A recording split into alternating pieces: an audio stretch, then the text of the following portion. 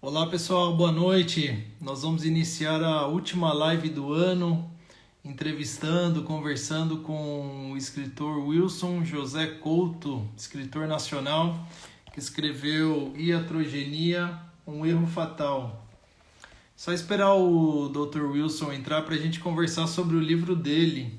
Enquanto isso, se vocês tiverem alguma pergunta sobre como publicar, as dificuldades de um escritor nacional, técnicas de escrita. Estamos aqui para entrevistá-lo e vocês podem aí conversar sobre isso e outras coisas mais também. Vamos ver se o Dr. Wilson entra aqui. A gente já conversa. Aproveitando, quem conhece algum escritor nacional e queira divulgar conosco, indique o nosso sebo, a nossa livraria, para a gente fazer essa divulgação que é totalmente gratuita. Opa, o Dr. Wilson acho que chegou aqui, vamos ver.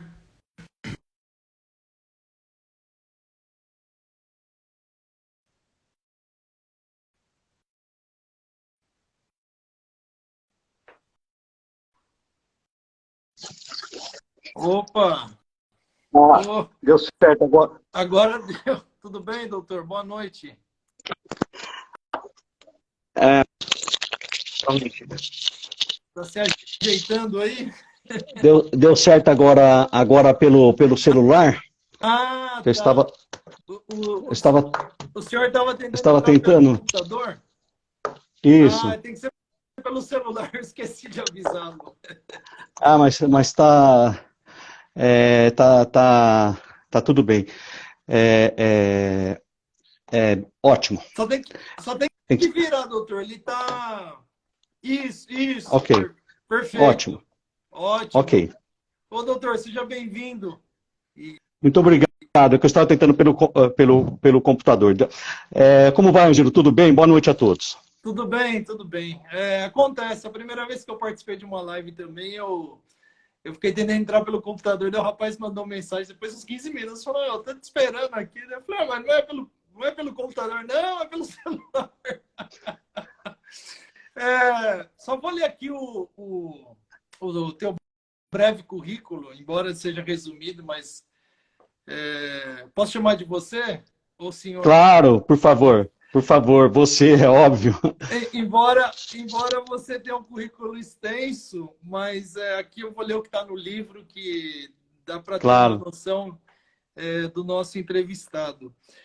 Wilson Couto é médico, cirurgião torácico e professor doutor de medicina, especialista em simulação clínica. Ele escreveu 2 teses e inúmeros artigos científicos, revalidou seu diploma nos Estados Unidos, onde morou por 3 anos, especializando-se mais. Vive em São Paulo, com a esposa e 2 filhos.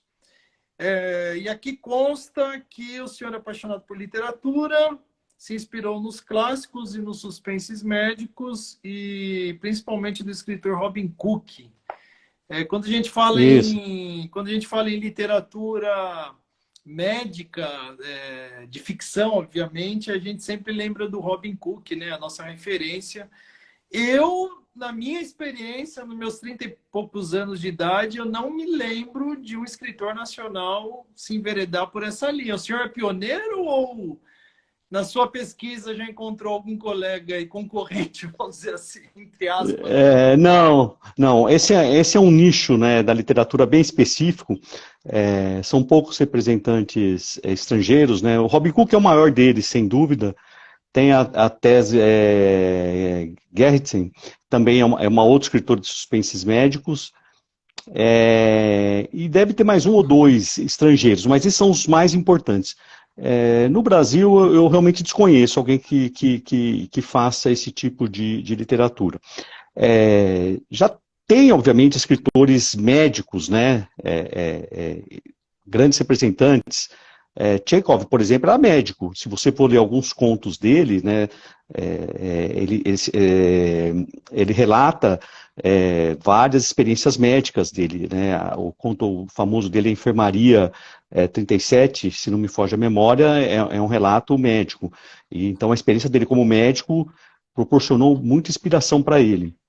Tem até um outro escritor russo que foi lançado recentemente, chama Diários de um Jovem Médico, do Bulgakov. Também são relatos, histórias médicas, não necessariamente de suspense, tá? Mas também como tendo a medicina como inspiração. Existem outros, né, que usam a medicina como inspiração. Mas como suspense médico, realmente, no Brasil eu desconheço. Nas minhas pesquisas, eu só encontrei o senhor mesmo. E você, né? Encontrei o teu Você, livro. isso. Vamos padronizar você, é isso mesmo. Só ficava muito formal aqui. Encontrei você, o teu livro, e tanto é que a gente começou a conversar, porque eu li alguns do Robin Cook, o Cérebro e o outro que é Em Coma, não lembro o nome. Acho que é Coma mesmo. Coma. É isso mesmo. Eu li esses dois. E daí eu me interessei e falei, poxa, escritor nacional. Eu valorizo muito literatura nacional, porque eu costumo dizer que tem uma diferença quando a gente lê livros nacionais, que a gente tenha... É nosso, né? As paisagens, a nossa vida brasileira, vamos dizer assim, a gente se reconhece, né? E no teu livro dá para perceber vários elementos brasileiros, no caso da medicina, né? Eu sou professor também, sou professor de educação básica, e tem muito aluno meu que do ensino médio que quer fazer medicina. Eu falei assim, ó, vou indicar um livro que eu li para ver quanto que é difícil se formar em medicina e o quanto que é questão da residência, dos desafios e tudo mais. Isso. Você encontrou alguma dificuldade para escrever esse livro? Quanto tempo levou? Como foi o processo de desenvolvimento?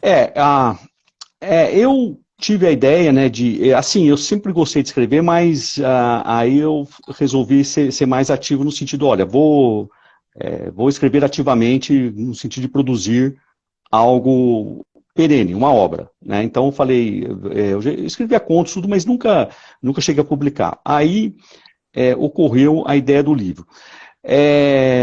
Esse livro foi escrito praticamente durante a pandemia. Curiosamente, a pandemia levou a gente a um estado meio de ficar isolado. Médico a gente nunca para, mas muitas coisas mudaram. Por exemplo, eu sou um cirurgião torácico, né, faço cirurgias no tórax, pulmonar, não cardíaca, e aí suspendeu cirurgias eletivas, com uma fase, né, que eu falei, eu falei, olha, o projeto já estava assim, eu estava escrevendo aos poucos, né, tinha uma rotina diária de escrita, e na pandemia foi quando eu tive assim um pouco mais de tempo, entre aspas, para levar adiante o projeto. E aí me ocorreu, eu tinha várias ideias, me ocorreu essa história, né? Me ocorreu essa ideia dessa história em particular, dos médicos anestesistas, daquele erro médico, né? Entre aspas, né? Quem lê o livro vai entender que não foi bem um erro, etc. E aí eu levei adiante o projeto na pandemia. Depois disso, quando a pandemia terminou, aí eu não parei mais de escrever no sentido de produzir, né? Aí eu fiz um livro de contos, eu vou te enviar esse agora, eu recebi umas outras cópias agora do autor, vou te enviar nos próximos dias, que é o Vacina e Outros Contos. Legal. E estou com projetos futuros, então a ideia é isso. É um hobby, né, entre aspas, né? Eu levo a sério o ofício, né, de escrever também. O senhor você encontra tempo nessa vida, porque você é médico, possivelmente atende algum hospital, ou clínica ou consultório, e ainda é professor. Como funciona essa agenda entre cirurgias, consultas e aulas? Não, né? eu sou um médico ativo, né?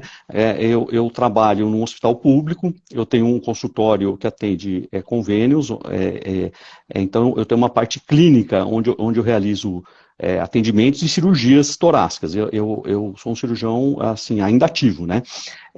E também sou professor de medicina.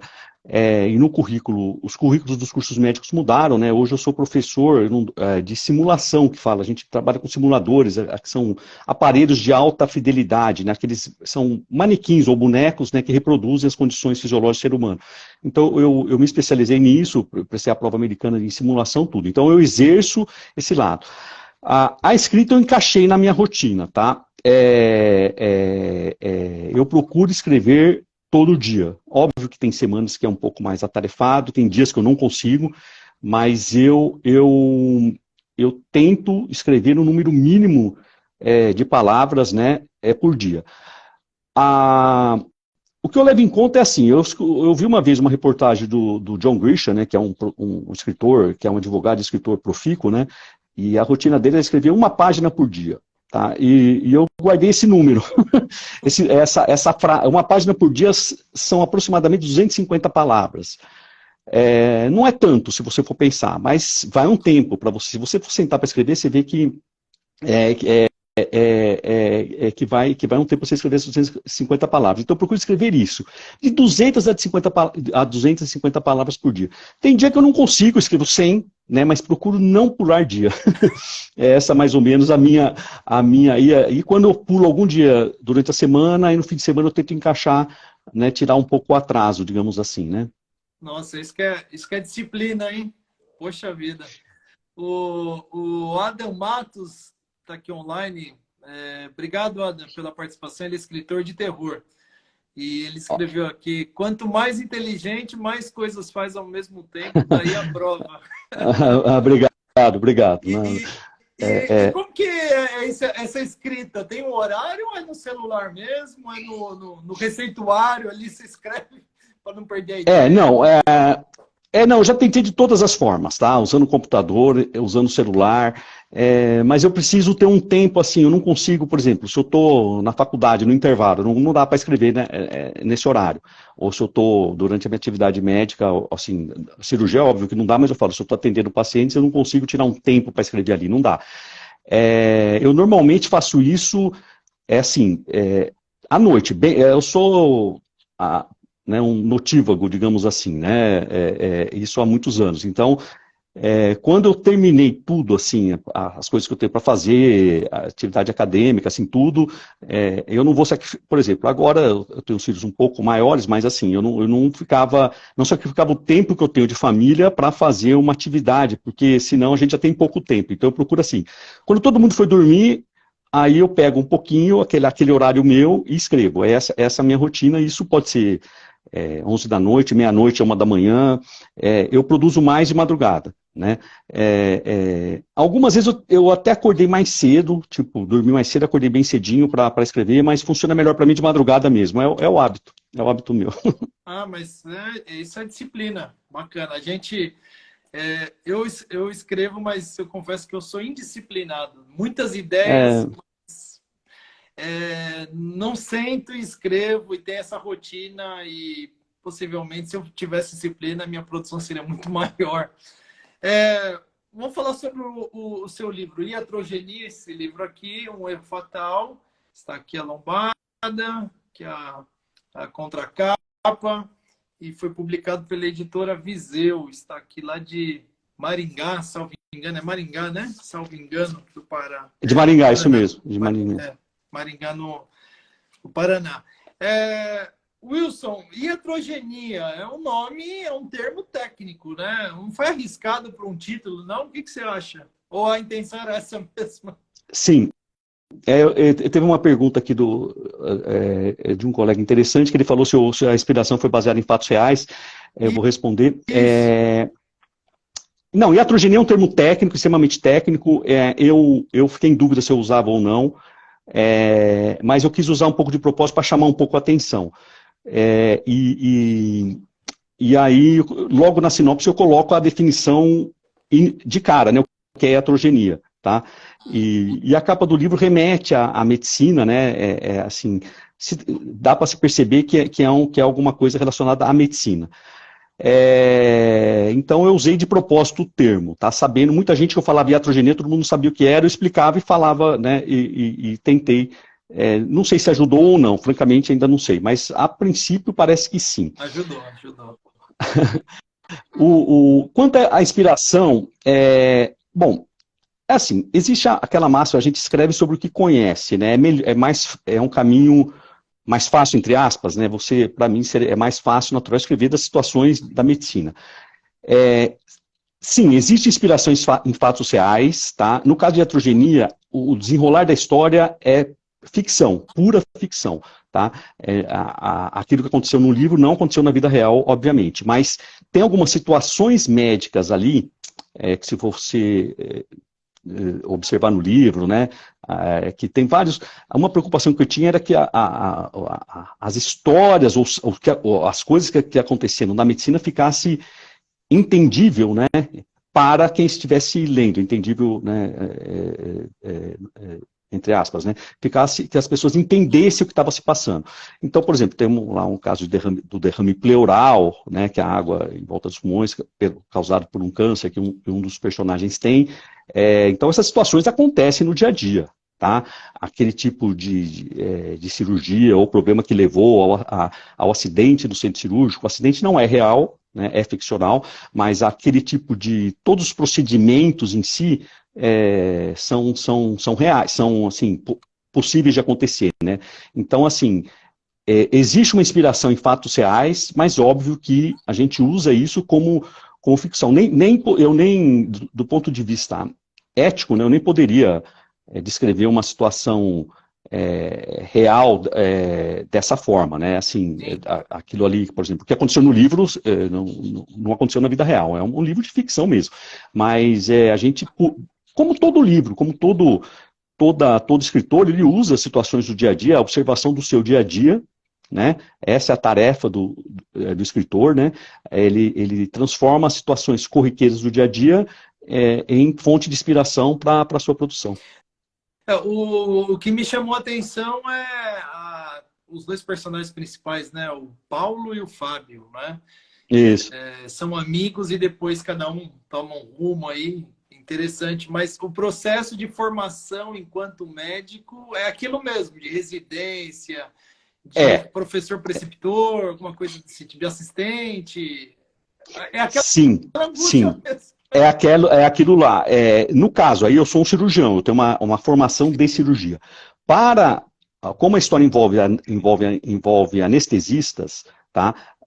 As dúvidas que eu tinha, por exemplo, o que um residente de anestesia faz no seu primeiro ano, ou no seu terceiro ano, tem uma parte do livro que comenta isso, né?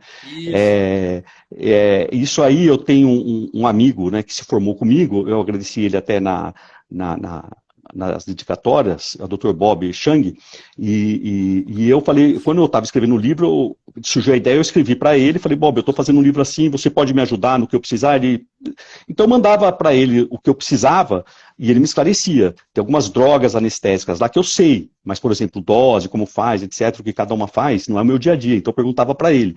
Né? Então tudo que se relacionava à anestesia em particular, eu tive essa assessoria do meu amigo anestesista, né? Então, assim, tudo que está ali é a rotina, né? Do que é dos hospitais, no caso aí dos anestesistas, né? Ou a rotina do cirurgião, tem a personagem cirurgiã, né? Eu já conheci cirurgiãs, mulheres, né, determinadas que nem a personagem, né, né, que gostam da profissão daquele jeito de operar bastante, etc. E uma parte do livro, acho que é lá para o meio do livro, tem aquela ideia, ou um pouco antes do meio do livro, tem aquela ideia de abrir uma empresa, né? Isso. De anestesistas associados, e aquilo ganha corpo, até entrar um personagem que é bem capitalista, vamos dizer assim, que é dinheiro mesmo, tal. Isso existe? Tem isso? Sim. De uma empresa que presta serviço para um hospital? Sim, essa assim, hoje em dia, né, nós médicos, uma das formas, principalmente várias especialidades, é formar uma empresa PJ, né, e aí você presta serviço aos hospitais, você se associa a outros médicos e faz isso. É uma forma, diria que é uma forma mais comum hoje em dia para você praticar medicina privada, né? Privada. Quando você está no serviço público, obviamente você é concursado lá, não precisa você associar dessa forma. Mas essa sociedade médica existe, e existem sociedades que já deram problemas, a gente sabe dessas histórias, eu usei parte disso para me inspirar, sociedades que já deram problemas de um colega em relação ao outro, como toda a sociedade, né, humana, né? Então, por isso que tem essa parte no livro, sim, os anestesistas associados. O livro também, e o próprio título traz, né, iatrogenia, um erro fatal, como você mesmo falou, pela capa dá para ter uma ideia sobre erro médico. Você que morou nos Estados Unidos 3 anos, né, deve conhecer um pouco da realidade médica lá, né, pelo menos o tempo que o senhor passou lá, enfim.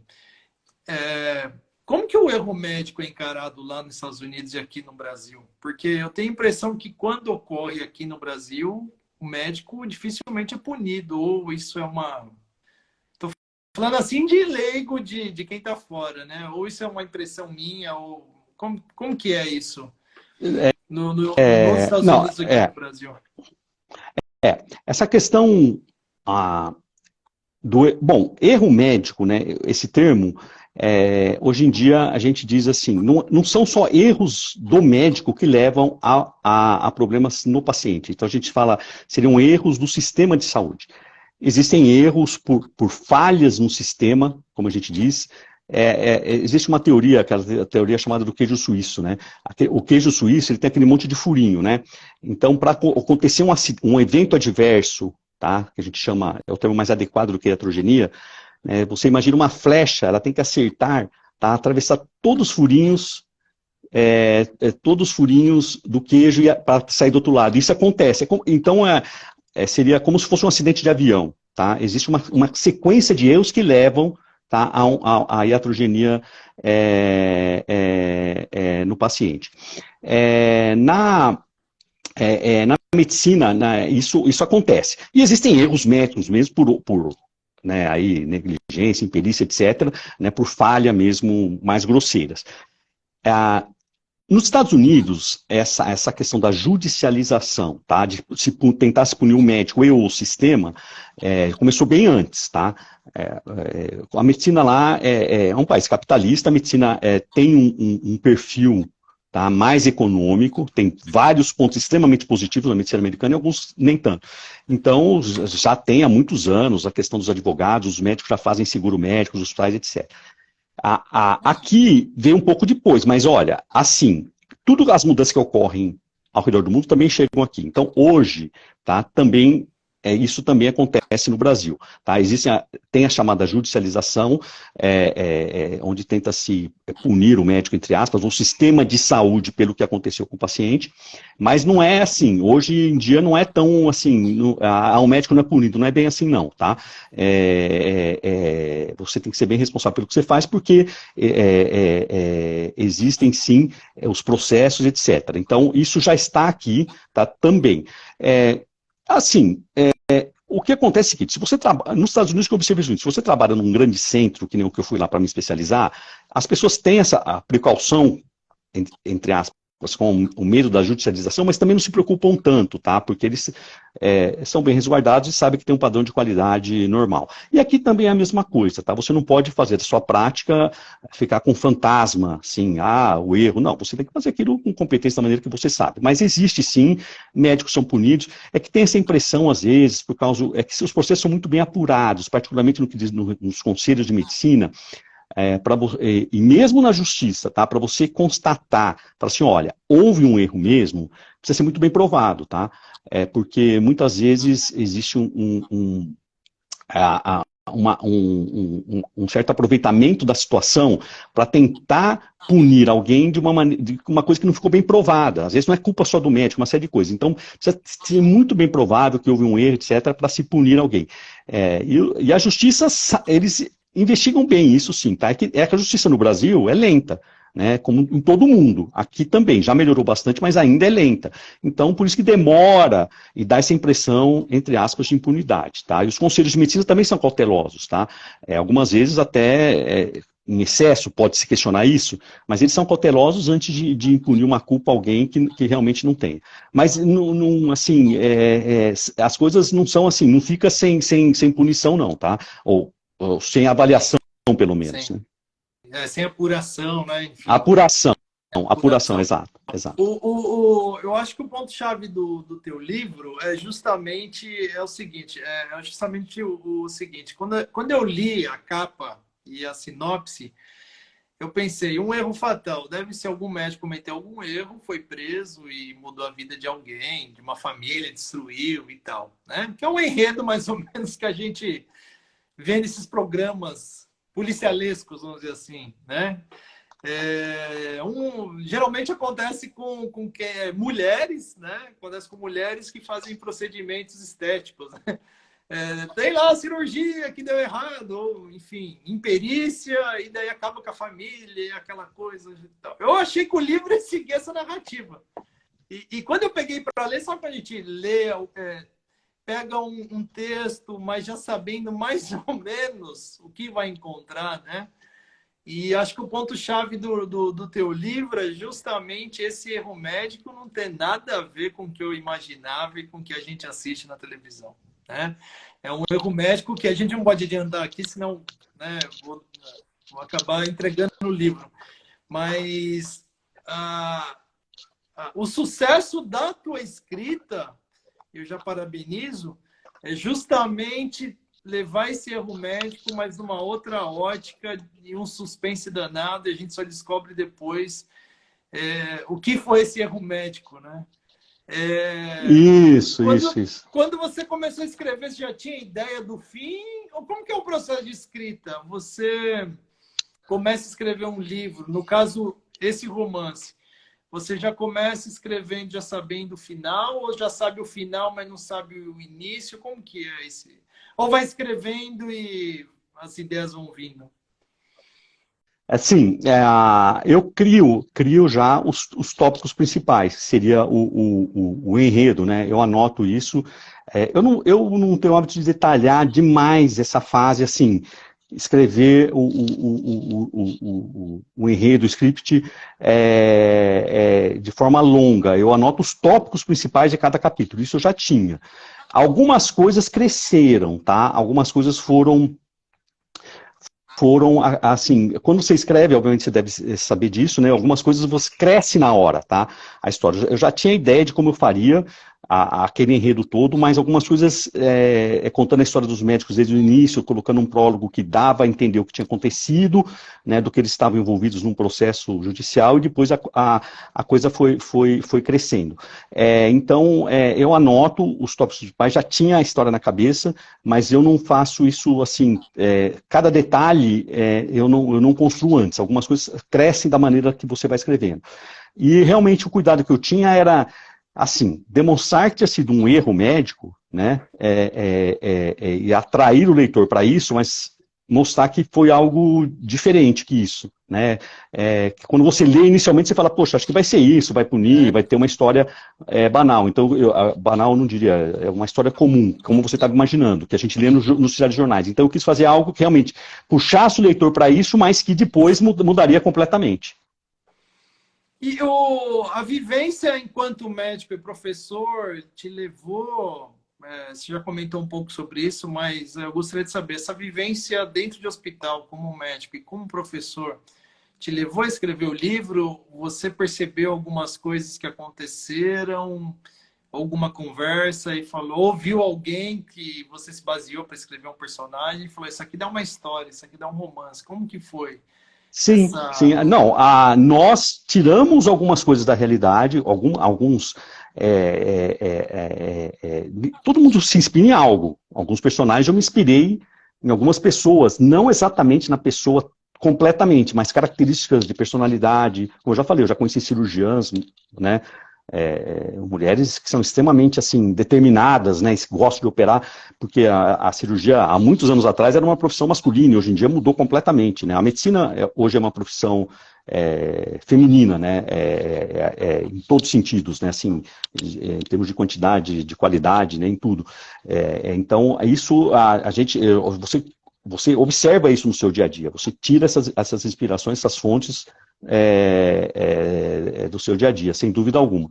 E esse processo de escrita, porque assim, a história é um suspense médico, mas você não pode esquecer que é um drama humano, porque existe aquela questão, né, se você fizer uma história baseada na medicina puramente, sem os dramas humanos, dificilmente vai ter o despertar o interesse de alguém, porque ninguém quer ler uma história de medicina com termos técnicos, etc. É a história em si, o drama humano é que puxa mais com o fundo, né? Com o fundo de medicina que pode atrair mais a curiosidade. O que eu achei interessante foi esse balanceamento na escrita, no seguinte sentido. Tem o lado médico de termos, né, de cirurgias, de doenças, de remédios, né, de algumas drogas que tem aqui e tal. Só que é um livro balanceado, porque ainda mais quando o professor escreve, geralmente eu já peguei romance de professor que tentou ir para o romance, mas aí assim, 90% é aquela linguagem mais formal, mais técnica, acaba puxando para a área. E você conseguiu fazer um balanço de trabalhar termos técnicos encaixado numa história de suspense, leve no sentido que não é um texto técnico, né? E você vai nos conduzindo como se fosse uma novela, capítulo a capítulo e tal, até que tem um desfecho que eu acho o melhor do livro, né?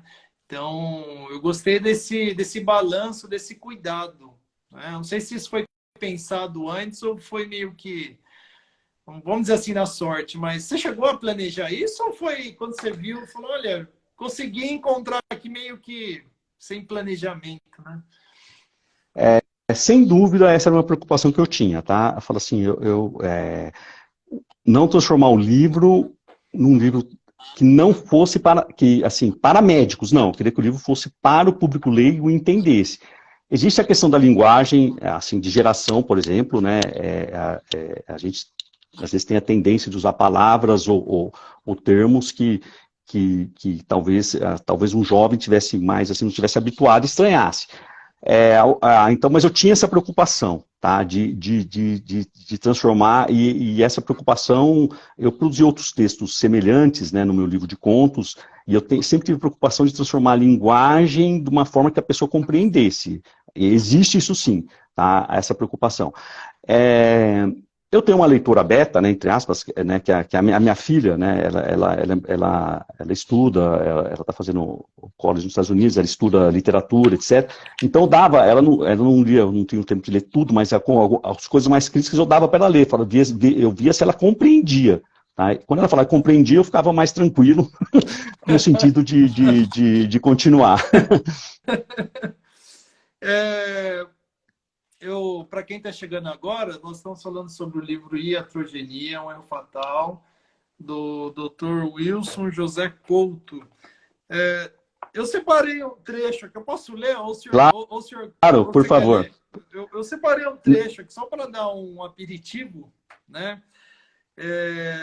Tá na página 120, é só um trechinho para vocês verem aí como que é bacana esse suspense médico. Você que gosta de Robin Cook ou gosta de literatura, precisa conhecer o livro do Dr. Wilson. Diz o seguinte aqui, ó, misturou cuidadosamente o Propofol com o Rocurônio. Pegou um catéter não muito fino, desses que também ficam nas veias dos pacientes em hospitais, e colocou em sua própria veia, no braço. Fez um curativo firme no local.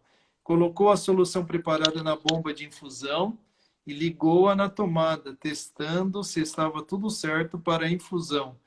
Prendeu seu braço para cima, reto, com uma fita crepe num abajur pesado que estava em cima de uma mesa de cabeceira do lado da cama.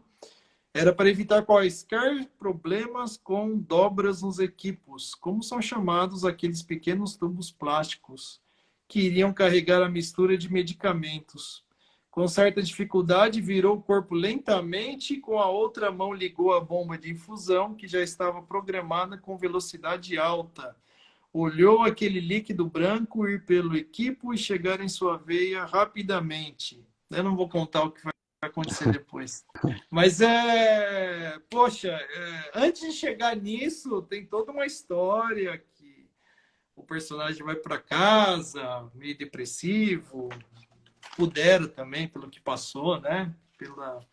Pelas situações, e daí ele decide fazer isso aqui. Achei bem interessante, que ele transformou o quarto praticamente numa emergência de hospital, vamos dizer assim. Usou com o que tinha, né? Um abajur, enfim. Isso. Não, e as drogas, essas duas drogas que você falou, Rokuroni, coisa eu expliquei antes também o que eram, qual a função dela, tá? Na anestesia. Então, para essa parte aí, por exemplo, eu consultei o meu amigo para dizer como que seria. É muito triste essa parte mesmo. Como que seria essas drogas usadas em conjunto, né? Que seria possível. Ele me explicou direitinho como que seria isso, tá? Essa é uma parte, tem muita gente que acha sensível essa parte, até teve gente até que na resenha colocou assim, para quem né, pode despertar, sei lá, alguma sensibilidade, mas isso é uma coisa assim, é factível de acontecer, tá? Assim, é óbvio que, né, seria o cúmulo, mas assim, uma coisa extrema, mas é factível de acontecer, tá? Hoje em dia está mais difícil você, por exemplo, pegar esse tipo de droga, né? Está mais difícil, não, eu diria quase impossível, tá? E levar para sua casa, tá? Porque essas drogas são reguladas, são contadas nos hospitais. Mas o acesso que ele tinha a essas drogas é porque ele tinha uma clínica de anestesia, lembre-se disso, né? Então ali ele podia comprar essas drogas, tá? Mas também é uma parte ficcional, obviamente, tá?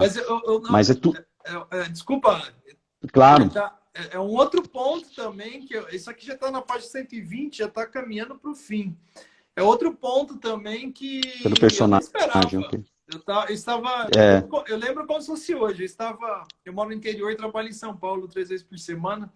Eu estava no ônibus, na Marginal Tietê, indo para Barra Funda. E olha como marca a gente, né? Eu estava lendo no ônibus, e daí você vai nos levando, né? Aconteceu isso, aconteceu aquilo, daí ele pegou uns remédios, daí foi para casa e tal. Eu pensei, vai. Daí foi indo, eu falei, poxa, que é isso, cara? Eu tomei um baque assim, nossa, deu uma virada que eu não esperava também. Parabéns pela escrita. Obrigado. Como que está sendo? Como que está sendo essa divulgação? Você achou dificuldade para fazer o seu livro chegar? Como que é a divulgação, a chegada no leitor? Como que, num país que a gente, como diz tem um escritor nacional que eu gosto muito, o Marçal Aquino, e ele fala que a quantidade de escritor brasileiro é uma seita, né? Pequenininho.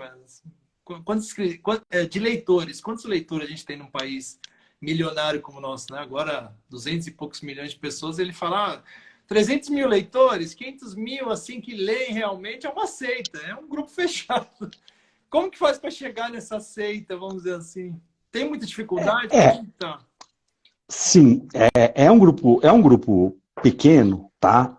O Brasil realmente não é um país de leitores como é os Estados Unidos, os países, né, chamados de primeiro mundo. Mas é um país que movimenta dinheiro, tá? Se você for ver as publicações, elas se fatura muito no mercado editorial. O livro, assim, é um negócio menor, entre aspas, no sentido assim, é difícil, né?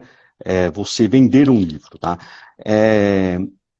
Esse caminho, assim, a editora Viseu, que publicou esse livro meu, a outra editora Penalux, que publicou o segundo, são editoras chamadas, a editora Penalux são editoras chamadas não tradicionais no sentido assim, tá?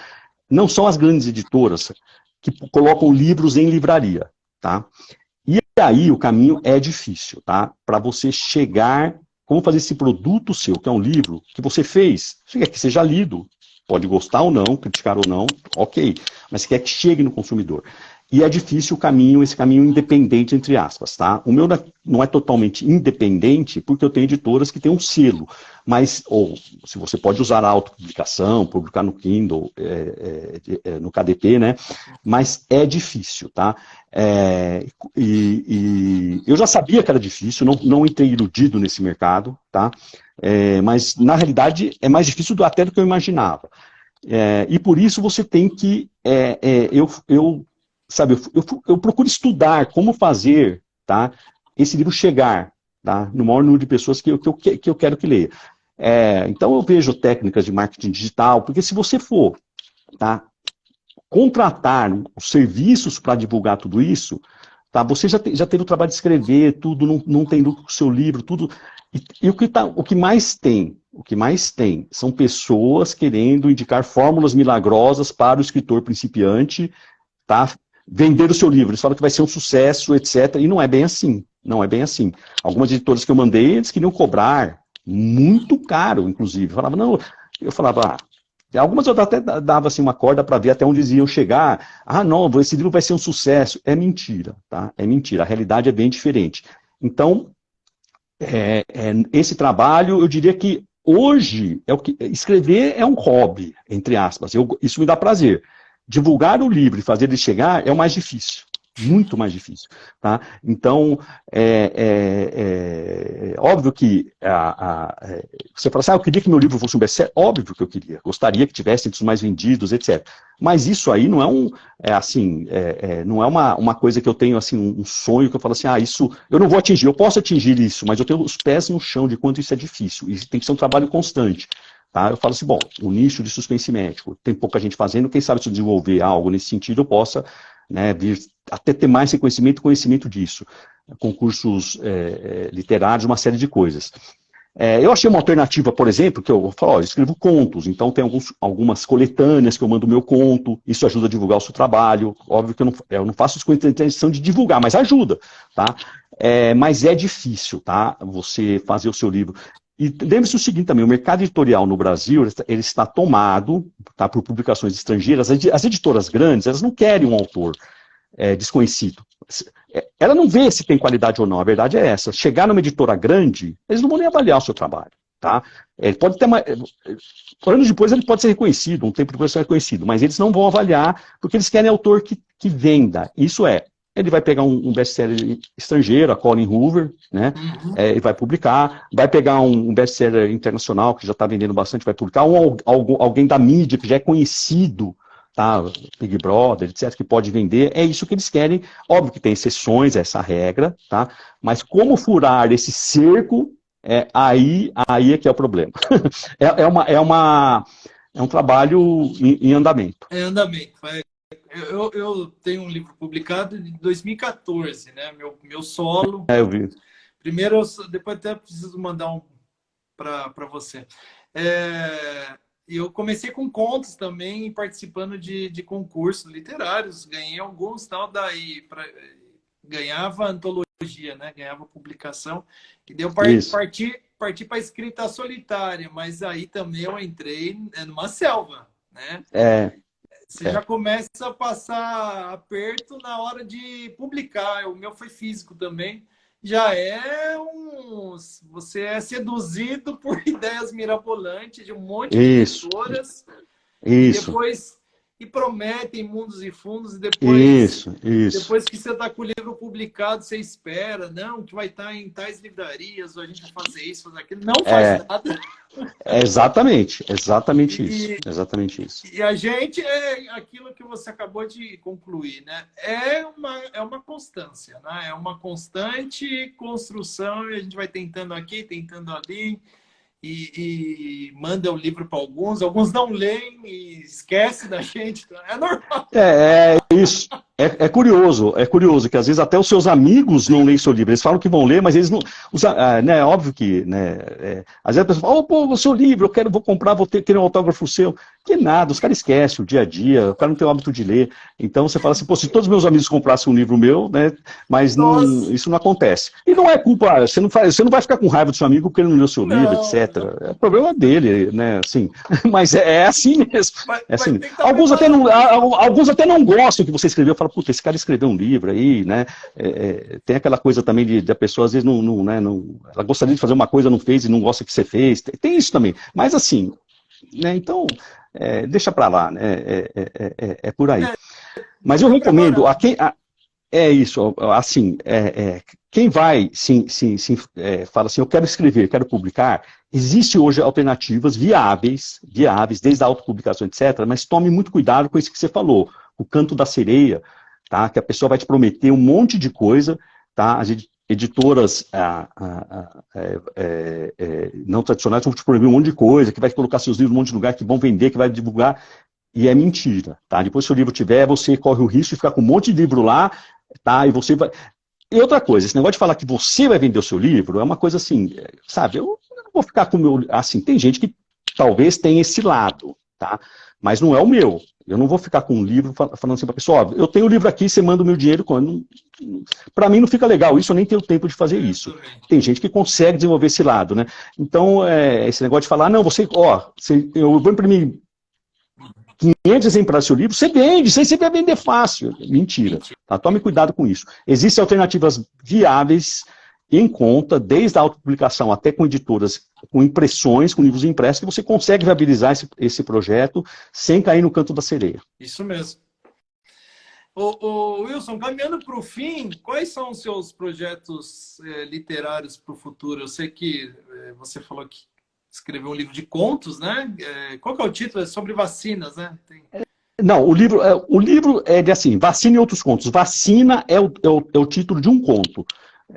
São 20 contos que envolvem a medicina, tá? Envolve a cirurgia e outros. Também tem um conto até sobre futebol, né? Tem alguns contos com lembranças da infância que não envolvem nem a medicina e nem cirurgia. Mas a maioria deles envolvem a medicina e cirurgia, tá? Então, um deles, inclusive, um conto ganhou um prêmio, ficou em terceiro lugar na Universidade Estadual de Londrina, onde eu me formei, né, teve o concurso dos 50 anos dele, da universidade, ele ficou em terceiro lugar. Então, é uma coletânea de contos. Vacina é um conto. É um conto que conta o drama humano da infecção com Covid, o sentimento de um paciente quando foi tomar a dose de reforço da vacina, na verdade. Esse eu vou te enviar nos próximos dias, eu acabei de receber as cópias do autor. Eu escrevi vários contos, tá?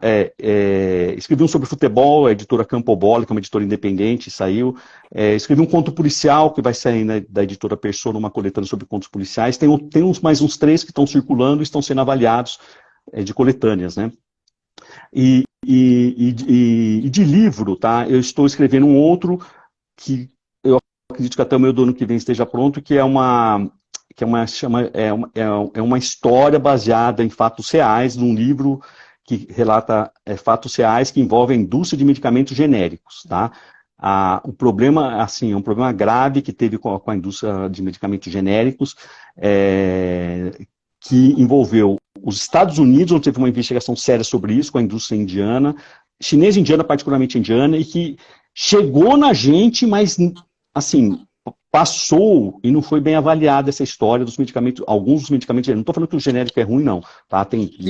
Isso, nós temos já a produção nacional, mas os insumos e os medicamentos vêm, na sua maioria, da China e da Índia, e esse livro relata as histórias absurdas, tá? Cheia de problemas que teve a produção de remédios na Índia, de exportação de insumos. Então, esse livro é uma ficção baseada em fatos reais, que envolve a fraude na indústria de genéricos. Isso deve ser até o meio do ano que vem, se eu mantiver o pique. Não, pelo jeito, pela disciplina que você tem, com certeza, até antes. Vamos torcer. De medicamento genérico tem quebra de patente no meio, não tem também? Sim, né? para produzir, a verdade é assim, para produzir um medicamento intitulado genérico, tem que haver a quebra de patente, tá? Isso foi um avanço, tá? Da indústria, que a grande indústria farmacêutica não queria isso, obviamente, né? Não queria que se produzisse medicamentos mais baratos. Então, a Índia conseguiu isso, por exemplo, uma indústria que chamava Cipla, né, com Y, quebrou a patente de medicamentos para anti-HIV, tá, vendia drogas, aquele coquetel por $1, quando na época era $100, por exemplo, né, ou mais, na época. Então, teve várias... então, é um avanço a quebra de patentes, né, e a produção de medicamentos genéricos. Por outro lado, acarretou uma série de outros problemas, que é a história que eu vou contar, mas que já está no livro, sabe? Bottle of Lies, tá? Que é uma autora americana que chama Catherine Eban. Todos os problemas que vieram depois disso, tá? Com a indústria de genéricos, tá? Então, teve problemas com medicamentos genéricos que não funcionavam, tá? Porque medicamentos que tinham testes fraudados, tá? Então, isso tudo envolve uma história, uma investigação, e a minha história que eu vou contar nesse novo livro. Nossa! Tem a Ler para Evoluir, disse aqui, quero ler esse, me avisa quando publicar, por favor, claro. Vai um tempinho. Vamos divulgar, sim. O sebo da Mila, verdade, o autor nacional não tem muita visibilidade, por isso que eu sofri o que todo mundo sofre, você também, de divulgação, né? Por isso que a gente aqui, enquanto Sebo Livraria, uma das nossas missões é fazer isso, ler, resenhar, marcar live, colocar no stories e chamar atenção. Porque... Parabéns pelo trabalho e pelo tônus, né? Não perco o tônus. E a Shelly Spam, Shelly Underline Spam perguntou se vai estar gravado. Vai estar gravado, vai ficar no YouTube, a gente tem um canal, depois eu vou colocar, e vai estar também na linha do tempo aí do Instagram. O Wilson, quero comprar seu livro, como que eu faço? Iatrogenia, um erro fatal. Qual que é o caminho aí das pedras? Esse daí então, ele está nos marketplaces, tá? Você não vai encontrar em livrarias. Então, você encontra na Amazon, tá? Casas Bahia, Submarino, Americanas, todos esses marketplaces digitais você encontra. E no site da editora Viseu. O mais comum, tá? E que funciona bem é o site da Amazon, tá? Em português, é só procurar lá, Iatrogenia, um erro fatal, pelo meu nome, José Couto. Tem os 2 livros lá, no formato físico e no formato digital, tá? O formato físico é mais caro, obviamente, porque o papel é muito caro. Então, eles não conseguem baixar o preço. Eu já tentei, tudo, a editora fala, não dá. Então, quem não puder comprar o físico, o digital é um preço bem acessível, R$ 9,90, nossa, é bem acessível. Mas tem gente, é bem acessível, os 2 livros, assim, R$ 9,90 cada. Mas assim, o físico, tem gente que não gosta do digital, né? Tem que sentir o cheirinho do papel, os leitores, então aí ele é vendido um preço um pouco maior, mas na Amazon funciona bem, eu até testei o sistema outro dia, tá entregando direitinho, quem comprou antes do Natal, entregou antes do Natal, etc. Mas tem no Scoob, tem no Play Libros, tem em vários marketplaces, é só procurar que acha. Tá? Legal. O Wilson, quer falar alguma coisa para a gente encerrar? Alguma mensagem, hein? Alguma dica? Fica à vontade. Não, eu só agradeço, né, o espaço. Eu sou uma pessoa pouco de vídeo, né, ou de lives, né. Toda a divulgação que eu faço é muito, né, assim, mais escrita, né. Eu sou meio refratário a lives. Tanto que você falou, eu falo um sim, mas um sim meio receoso, entendeu? Não é por... eu fico assim, mas então eu agradeço o espaço, né, eu acho que fluiu bem. E eu te parabenizo pelo trabalho, Ângelo, pelo trabalho como professor, né, pelo trabalho no Sebo, né, Miranda, aquele que você continue, né, eu já vi aí, tem mais de 5.000 seguidores, eu lembro que quando eu comecei nessa página era um pouquinho só, então, que você persista e vamos em frente, né, nessa luta diária que é a palavra escrita. É a palavra escrita. Obrigado, Wilson, obrigado por ter enviado para nós carinhosamente o livro. A gente vai conversar amigo de novo, Núncio, porque... Meu amigo Núncio, que é professor aí, um abraço, Núncio, meu amigo, professor da Universidade de São Caetano. Isso é modesto. Não sou tão modesto assim, não sou tão modesto assim, não. Obrigado por ter enviado o livro, parabéns pela obra, adorei, muito bom. Indiquei para os meus alunos do ensino médio, principalmente aqueles que querem ser médicos, falei, vê a rotina de um residente aí. Isso ele traz bem. Como que é o dia a dia aí para se formar e começar a trabalhar. Com certeza é um potencial enorme teu livro. Potencial enorme. Está muito bem escrito. Não, eu sou um cara chato para ler e fico caçando um erro, vamos dizer assim, né? É coisa de escritor, né? E fico...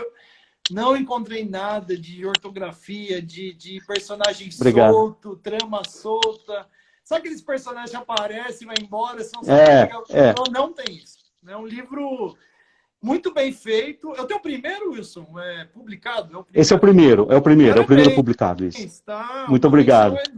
Potencial enorme, e o que depender de nós, a gente vai continuar divulgando, não é que encerra aqui, a gente vai continuar divulgando. E novidade também, ganhei um prêmio literário, vou sair numa antologia, nos avise, e a gente vai voltar a conversar, porque escritor que sempre produz, a gente sempre acaba conversando de novo sobre a outra obra, né? Então, se Deus quiser. Quando você mandar o outro, a gente vai ler e vai conversar novamente também.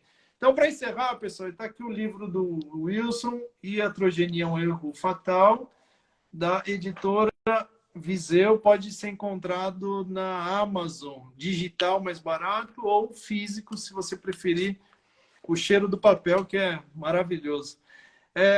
Wilson, obrigado novamente. Aproveitar um bom ano novo, que o ano que vem tenha muitas palavras escritas, muitos textos escritos, porque a literatura nacional precisa de boas histórias.